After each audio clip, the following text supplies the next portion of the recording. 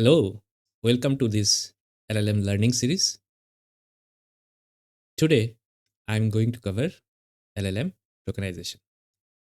We'll start with what is LLM tokenization.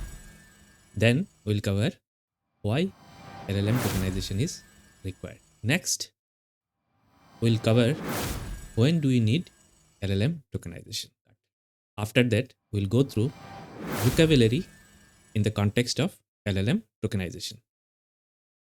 Then we'll cover token ID. After that, we'll talk about context.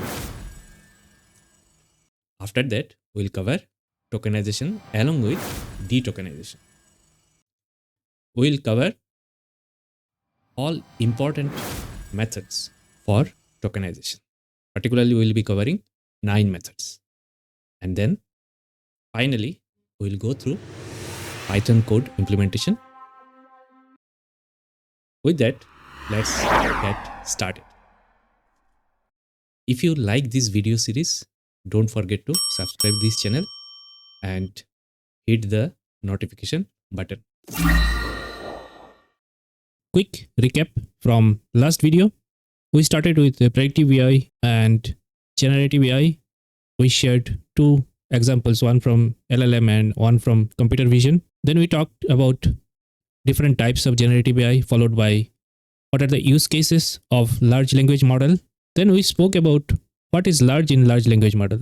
Is the data, parameter and GPU what makes these models large. We shared idea about 3 track for this learning series. We covered foundation model concept and how we plan to build this foundation model through concept, coding and applying best practices. Then we saw how LLM works, how LLM is trained at a high level, and what is self-supervised learning. Then we covered also the prerequisites for this learning series.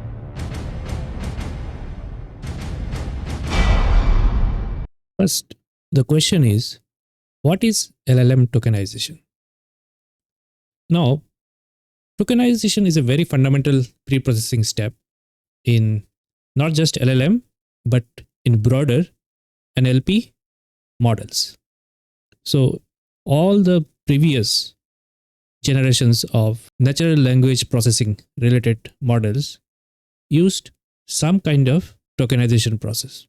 But with LLM, it got more sophisticated and we have various methods available. And it plays a crucial role in converting raw text into a format that these models can process efficiently. Now, the question is, what is this tokenization? So in tokenization, we convert raw text into discrete units called tokens. Here are few ways we can create tokens, like we can create based on words or characters or subword. Basically, there are various methods of tokenization and we'll cover them in this video. Fundamentally, in tokenization process, each token is assigned a numeric token ID. And later, as part of pre-processing, all these token IDs are converted into vector embeddings. Let's run through with one example. Suppose we have a text, we love large language model LLM. This will go through tokenization process. So we'll split, say, based on words. Then each word will be assigned a token ID. Next, all these token IDs will be converted into vector embeddings. And once these vector embeddings are available, it will go through LLM model training process. So there will be huge corpus of text and it will go through this training to update model parameters. We will go through all this in upcoming videos. One interesting thing to note, token is an overloaded word and it is being used in many fields with different domain and context to serve different purpose. I'm sure you might have heard about JWT, JSON Web Tokens. Those who are in payment fields, you might have heard about Apple Pay, Google Pay. All these are using tokenization to represent credit card number, or I would say to secure credit card number to avoid fraudulent usage. Similarly, it has got usage in cryptocurrency. You might have heard about NFT token. Then there are various other tokens starting from API token, session token, hardware token. The concept of token is being used to either do authentication, bringing in some security aspect.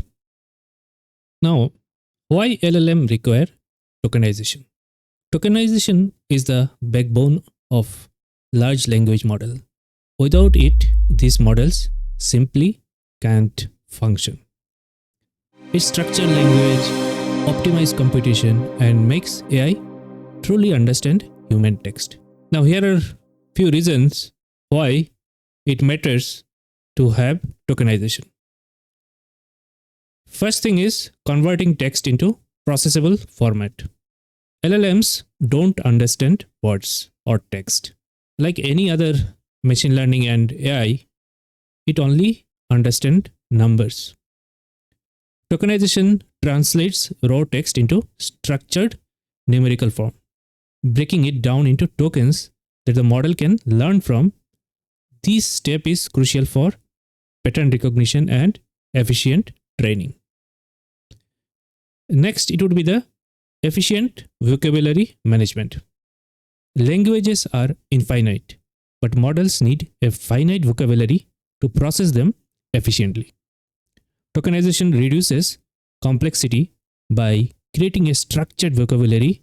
Techniques like BPE, WordPiece, SentencePiece, which help handle rare or new words efficiently. Next, it would be the model architecture requirements. Modern LLMs are powered by transformers architecture. This requires structured input to function optimally. Tokenized text enables parallel processing and efficient embedding, making attention mechanism works smoothly. We'll go through transformer architecture and embedding in upcoming videos.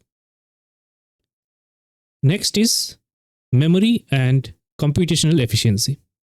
Storing embeddings for every single word, it's impossible. Tokenization optimizes storage by reusing subword patterns, and then it drastically reduces memory requirement as well as speeding up both training and inference. Next big challenge is handling out of vocabulary or OOV words. New words appear all the time. Instead of failing, tokenization breaks them into subwords. So some of the tokenization methods that we'll go through later allows model to handle this OOV very efficiently. And this is a game changer for real world adaptability. And we are seeing new frontiers in this tokenization out of vocabulary handling by new innovations, and there is extensive research going on, and all the top leading LLMs are using very sophisticated tokenization to address out of vocabulary words challenge. Next is cross language support. Tokenization strikes the right balance between character and word level granularity, making it possible for LLMs to work seamlessly across multiple languages without losing meaning or efficiency. Enhancing information density. Smart tokenization means more meaning in fewer tokens. It's like a representation learning. It groups semantic units efficiently, reducing overall token count while preserving context and comprehension. Last but not least, optimizing model performance. By structuring text into manageable units, tokenization lowers processing costs, speeds up learning, and makes AI system more scalable and efficient. So overall, tokenization isn't just a pre-processing step, it's the foundation that makes LLMs powerful. That's why it's extremely important for anyone who has started journey in LLM field should understand these tokenization concepts in and out. Tokenization enables faster, smarter, and more scalable AI, transforming raw text into structured intelligence. I would say without tokenization, modern LLM or this language-based generative AI simply won't work. Now the question is, when do we require this tokenization?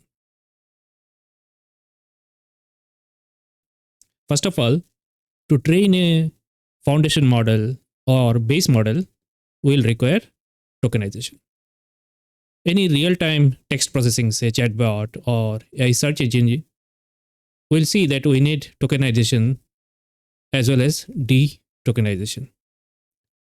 Then for fine-tuning an existing model with custom data, and that data need to be tokenized. Similarly, speech-to-text applications like transcribing audio or machine translation systems like Google Translate, all this requires tokenization to process the model or get output from the model to serve that particular use case. Now, what is token vocabulary? So, in context of LLM tokenization, vocabulary refers to the set of all unique tokens that the LLM model can recognize and generate. So, if you see all the large language models, they are having different vocabulary sizes. Say GPT-4 Turbo, its vocabulary size is approximately 100,000 and it's using Byte-Pair Encoding. Later we'll go through all this tokenization method. Gemini 1.5 has 200,000, Llama 2 70B model has 32,000, DeepSeek V3 has around 102,400 plus vocabulary. Llama 3 is estimated 128,000.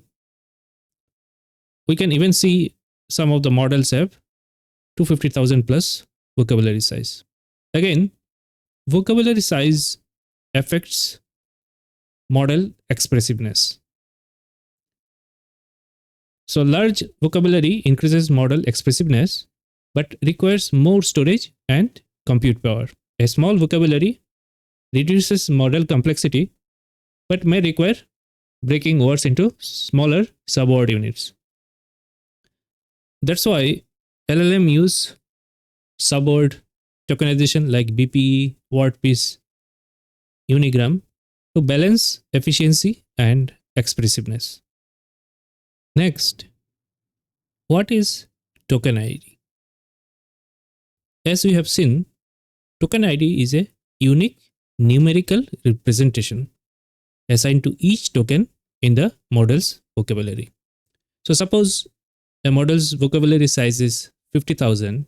That means it will have 50,000 tokens and each of these tokens will be assigned a numerical number, which could be starting from 1 till 50,000. Just for explanation purpose, suppose this represents a hypothetical tokenization vocabulary of 50,000. Usually there will be few different types of tokens. You can see here, these tokens are special tokens like padding, unknown, if any out of vocabulary or rare words. Some tokenization method use these token to represent unknown words. Similarly, start of sentence, end of sentence. Then BART-like model use mask. And you can see all these are assigned a token ID starting from either say 0 or 1 or some mechanism. Mostly it could be a sorted order. Like here you can see these regular tokens like zebra, zone, zoo. All these are the last few numbers in the vocabulary range. Again, there could be some subword token like hash hash s used in words like runs. So run plus this hash hash s. Similarly, if there is a ing, all this word could be used like say running in conjunction with another word. So we'll see subword tokens are used to break down rare or complex words into smaller units. We'll see this in some of the tokenization methods like Byte-Pair Encoding or WordPiece.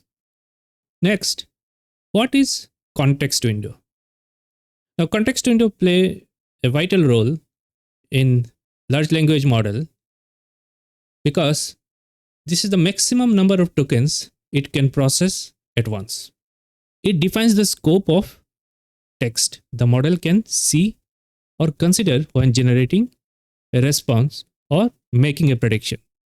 Similarly, when you are giving a prompt in a chatbot, the number of tokens that model can accept at a time is like this context window. Suppose if a model has context window of say 2000, then it can only process up to 2000 tokens of input text at a time. Now, what is the impact of context window? It defines the input length. It has implication on memory and coherence. Bigger window help maintain context, crucial for tasks like summarization or dialogue. Computational cost will be much higher the moment we have larger window. Even efficient tokenization like Byte-Pair Encoding optimizes usage fitting for more meaningful text within the window. Now for explanation purpose, we have a model which can see only say 1500. So its context window is 1500.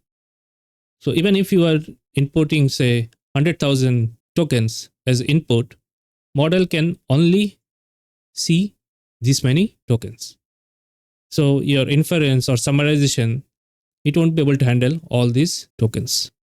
Similarly, another model could be a little bit larger window and another one could be even larger to cover all the tokens that you have inputted.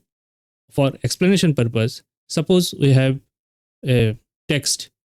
So some model could be like this, it can see some, and another model could be only up to this, it will be able to see. So model context window makes a lot of difference when it comes to how model perform. Some of these earlier models like T5 BERT had a context window of 512, but eventually the context window has increased and Gemini 1.5 and some of the latest models have a context window of million tokens. Next, let's have a quick look at tokenization and de-tokenization process. In an LLM model, we always need tokenization and de-tokenization process together. So here, first text is converted into token, then token ID through tokenization process. There is a reverse process available where token ID is converted back to text through de-tokenization. Now how it works for a typical model, say chatbot. So when we are writing text prompt, the prompt is converted through tokenization and then model uses that. And then when model generate, it de-tokenize the tokens into text response. So that's how the model uses tokenization as well as de-tokenization process. So when we are building our Python code, we have to build a process for tokenization and another process for de-tokenization. Do remember, during model training, we will be using tokenization to train the model. But after training, during inference or usage time, again, we will require tokenization as well as de-tokenization.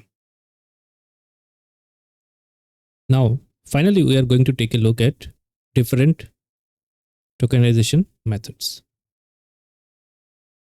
We'll go through 9 methods. We'll start with Whitespace tokenization, followed by character tokenization. Then we'll have word tokenization, sentence tokenization, Byte-Pair Encoding, which is also called BPE. Then we'll have WordPiece Tokenization, SentencePiece Tokenization, Unigram Tokenization, Byte-Level BPE, BBPE. So what is Whitespace Tokenization? In this tokenization, we split text based on spaces. So any sentence which has got spaces in between, we'll be splitting based on that. It's simple and fast. It doesn't require any special library or coding handling, but it cannot handle complex languages. It treats punctuation as part of tokens. So as you can see here, for our simple text, how Whitespace tokenization works. Major problem is it fails to handle out of vocabulary words. It was mainly used in older NLP models, mostly not used in LLM because of all these limitations. There is no special token in use for this method. Next is character tokenization. In this, each character is treated as a token. So as you can see, our simple text, each character is broken down as token, and then a unique token ID is assigned.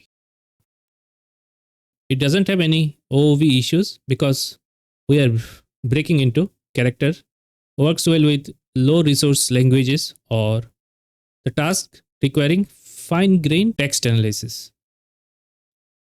Since it's broken into character, it creates a very long sequence, and that increases computational cost. It also struggles to capture semantic meaning. As we have seen, it has no problem with out of vocabulary words. This is not a favorite in mainstream LLM, mostly used in NLP models like character RNN. There is no special tokens, but sometimes padding may be used for alignment. Next is word tokenization. So in this case, the tokenization is created based on individual words, often accounting for punctuation as well. So as you can see, for our simple text, it's breaking down into individual word, captures word level semantics, straightforward preprocessing, but vocabulary size grows with corpus of words. You can easily imagine the number of words in a dictionary. All of them will automatically become part of tokenization. The vocabulary size grows with corpus size. It fails to handle unseen morphological variants effectively. Say run, running, runs. All these words will be created as a separate token. Usually, out of vocabulary words are replaced with unknown token. We will use UNK. Word tokenization was popular with early LSTM models, and also like in Bag of Words, TF-IDF models, it found its use. And actually that's where the NLP revolution started. And these are like the precursor to large language model. As we have seen, spatial token wise, UNK is something is being used for this tokenization method. Sentence tokenization splits text into sentence. Here, for our example, entire sentence is being So this enables context-aware sentence-level processing. It's simple to implement, but accuracy depends on the language and punctuation usage. Out of vocabulary is not applicable as this method focuses on sentence. It's not used explicitly in sentence BERT as part and some of the sentence embeddings and sentence-based LNP task. This method is used. There is no special token because there is no out of vocabulary as well. Next, Byte-Pair Encoding, BPE. In this case, recursively merges frequent character pairs into subword units. This is the current favorite tokenization method used by many leading models, as we have seen earlier tables. I will have some future video to go into deep how these frequent character pairs are built. But for now, as you can see, it's breaking down into different character pairs, but ultimately it depends on the corpus size as well, how these pairs are created. This method reduces vocabulary size while handling morphological variants. It is efficient for handling unseen words as well. Only thing is, it requires a very large corpus to capture meaningful subword units. Since it breaks unseen words into subword, it can handle out of vocabulary scenarios easily. Many of the modern LLMs using this technique for tokenization, like GPT-4, GPT-3, DeepSeek V3, all are using some variant of BPE. In terms of spatial token, unknown, end of sentence, all these are being used. Next, WordPiece Tokenization. It is similar to BPE, but builds subwords based on likelihood. So it uses statistical method likelihood to build the subwords. As you can see, in this example, it may not be truly evident, but this is how it's breaking down the word pieces. It handles unseen words effectively by splitting into subwords. This is well suited for rich morphology languages. Usually, it cannot handle complex languages. It treats punctuation as part of tokens, which is a drawback. Unseen token splits into known subwords or it assigns UNK. It was used in BERT and then also in Roberta. So there are special tokens like UNK, CLS for classification, SCP for separation, mask for masking. Next, SentencePiece Tokenization. So this learns tokenization and vocabulary jointly using a supervised learning method. This is how SentencePiece is broken and created token IDs. Now, in terms of advantage, it's language agnostic and doesn't rely on spaces. It handles unseen words by breaking into subwords.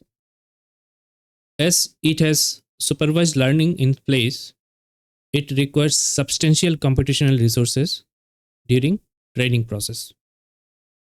Out of vocabulary is managed through subword decomposition. It is used by T5, ALBRT, and PALM, PALM. So special tokens like UNK, start S, end of sentence, /S. So all these tokens are used in SentencePiece tokenization. Next is Unigram tokenization.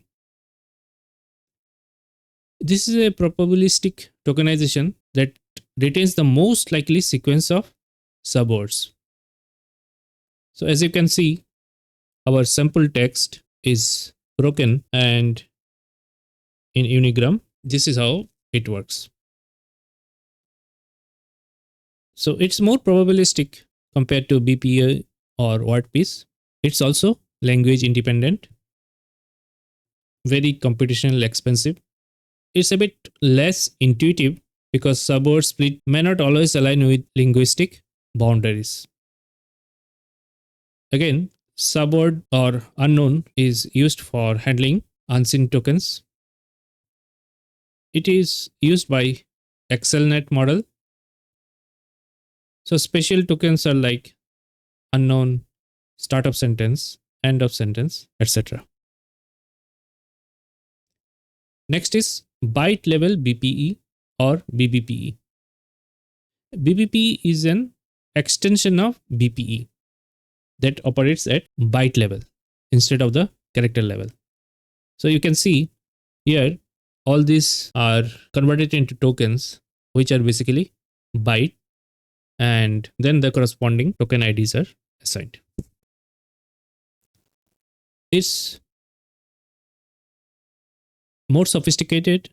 It handles all languages and scripts, including emojis and special characters, because everything is at byte level. Small vocabulary size with only 256 base tokens, making it extremely memory efficient. There is no issue with out of vocabulary words, again, because of byte level handling. But it has drawbacks because of computational cost increase. And again, byte level tokens do not carry any semantic meaning. As we have already seen, no issue with out of vocabulary words. It's used by GPT-2, GPT-3, BYT5. It doesn't require, it has got no special tokens. So these were the 9 methods primarily we were focusing in this video tutorial. Later we'll have Python code implementation for all of these methods. But before we move to Python coding section, here are a few other tokenization methods like morpheme based tokenization. It's useful for complex languages like Finnish or Turkish. There are phoneme based tokenization, which is mainly used in speech models like Whisper, Deep Speech, or ASR. All of them used some kind of phoneme based tokenization. There are also graph based tokenization. This is used for knowledge graph in NLP and semantic aware AI. There is hierarchical tokenization. It's used in low resource NLP and multilingual models. We have also regex based tokenization. It has got some use in biomedical NLP, log analysis, and legal AI models. Context aware tokenization. It's used in adaptive NLP models, adjust tokenization dynamically. Then there are adaptive tokenization, wavelet based tokenization, and many more. There is also hybrid tokenization, where many of these methods are combined together. Like there could be WordPiece plus BPE plus SentencePiece, and then combined together, it's a hybrid tokenization method that is being implemented by some of the models. Okay, with that, we are now moving to Python coding.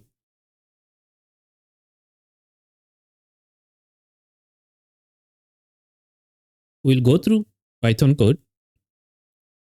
So simple sentence, we love large language model. So first is Whitespace Tokenization. What do we want to do? We want to split text based on whitespace, which could be spaces, tabs, or new lines. For that, we create a function, Whitespace Tokenization. And it's a simple one because we can use .split Python core function to split the word based on spaces, white spaces. So we'll print Whitespace tokenization using our simple sentence and using this function. Next, character tokenization. Our intention is to split text into individual characters. So again, in this case also, we'll be using base Python feature. We'll just use the list and it will take out all the characters for the input text. So we'll be defining the function character tokenization. We'll give input as text function value and we'll return the list for that text. So we'll be printing character tokenization. Later we'll see how it looks like after we run with this simple sentence. Next, we have word tokenization. Here we split the word using a simple regular expression. So we need to import RE. We define a word tokenization function. We give the input as text and we return by finding all words. So this is the regular expression to find all kind of words possible. You can further expand it, but for our current purpose, this is good enough. So what I will do, from the given text, it will find all the words and then it will return it. We'll finally print the word tokenization and again using the same simple sentence. Next, we'll do sentence tokenization. We'll be using NLTK library. So from NLTK tokenize, import sentence tokenize, sent tokenize. So here we'll create a function sentence tokenization. We'll give input as text and then we'll return send tokenize that we have imported from this NLTK library. And then finally we'll print sentence tokenization. Again, all this here we are doing with a single sentence. There will be slight variation from whatever example we have shown while we have gone through concept about all this, because those were based on the entire large corpus. Next, we'll have Byte-Pair Encoding BPE. For that, we'll be using Hugging Face Tokenizers library. I would suggest you to explore Tokenizers library from Hugging Face. This is a great place to find many open source libraries. So from Tokenizers, we'll import tokenizer and tokenizers model. We are focusing on BPE. That's why we are importing BPE here. Then we'll have BPE trainers and pre-tokenizers we'll be using Whitespace. So first we'll be initializing and train a BPE tokenizer. We need to give the unknown token, which will be using the standard UNK. Special tokens, UNK CLS, SCP as a separator, pad for padding, and mask. We'll just retain them, though we may not require in our this toy sample example. So pre-tokenizer will be using Whitespace and train from iterator. Here we are using the sentence for training purpose. We define BPE tokenizer and then we encode the entire text and convert it into tokens, and which is being returned for this function. Finally, we print BPE tokenization. Later we'll see how it looks like after this tokenization process. Then we'll have WordPiece tokenization. We'll be using Hugging Face transformer library and we'll use BERT tokenizer. So in this case, we are using the pre-trained BERT base uncaged. There are few variations available. Here we are using uncaged version. Again, we create a function and then tokenize using this WordPiece tokenizer that we have initialized and loaded. So this will return the tokenized value for this function. And finally, we will get WordPiece tokenization for this sample sentence. Next, we'll have SentencePiece tokenization. Here we will be using SentencePiece library. This library, or while using this code, you might face some challenge because it expects either a physical file is there or you are loading it from in memory. For this sentence, we'll have large language model. We'll be loading it into a string IO as a in-memory file. Then we'll call SPM SentencePiece trainer to train. So here we'll find some difference with what normally happens, because in this we are just training using our corpus data, and you can see the vocabulary size is 23 just because of this is the maximum length of the sentence and it has got very few values. We are also using token IDs for all these padding, unknown, beginning of sentence, end of sentence, all these tokens. We'll load the train model, and finally, similar to other cases, we'll create a function to return the tokenized value. And we'll print the sentence tokenization value. Next, we'll have Unigram tokenization. And here we'll be using again Hugging Face tokenizers library. This remains all same, only thing the model will be using Unigram. We'll be using Unigram trainer, and pre-tokenizers will be using Whitespace.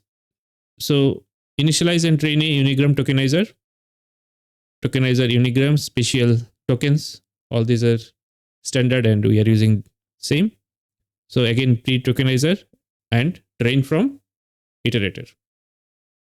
So again, we create a function and return the tokens.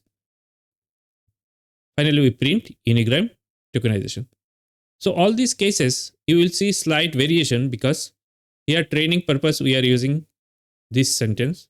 But when LLM models are trained, they're trained on very large corpus. We have seen that some of them are having trillion tokens. So lastly, we have Byte-Level BPE. And again, we are using Hugging Face tokenizers. So here tokenizers, BPE, BPE trainer. And important thing, earlier everywhere we used Whitespace, but we will be using Byte-Level. And we will see the difference in the output. All these are quite same, only we are using Byte-Level as pre-tokenizer. We create finally the function and return. Now, once we run this, these are the outputs. Whitespace tokenization, these are the tokens. And for character tokenization, you can see all these are broken into different tokens, each characters, including brackets, punctuation, everything.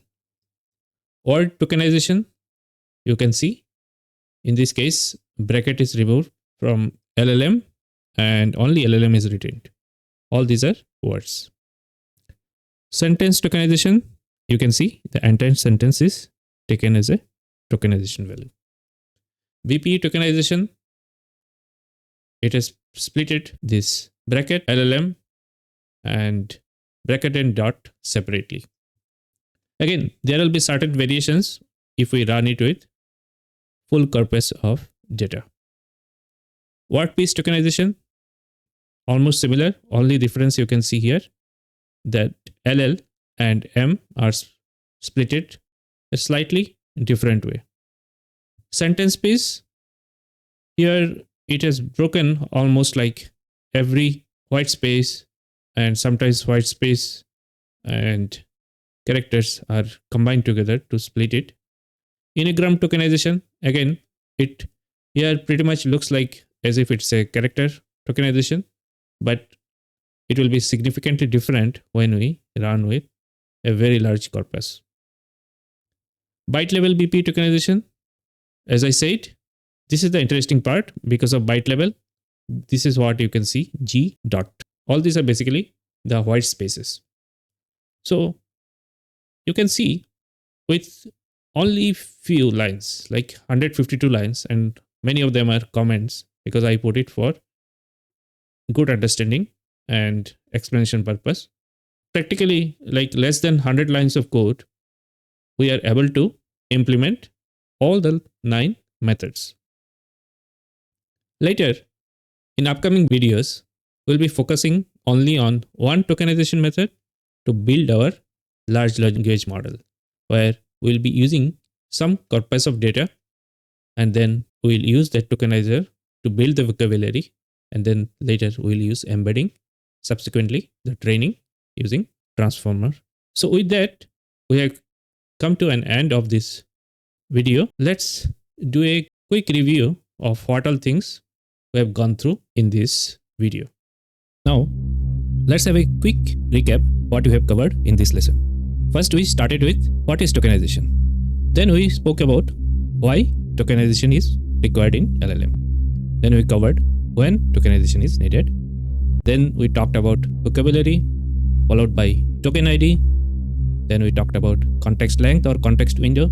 We shared different models, what is their context length, and also we have taken a look at various leading models, what is their pricing strategy based on context length as well as number of tokens. We spoke about tokenization and de-tokenization. After that, we covered 9 prominent tokenization methods, followed by few other tokenization methods. Finally, we covered code for Python implementation for all these 9 methods.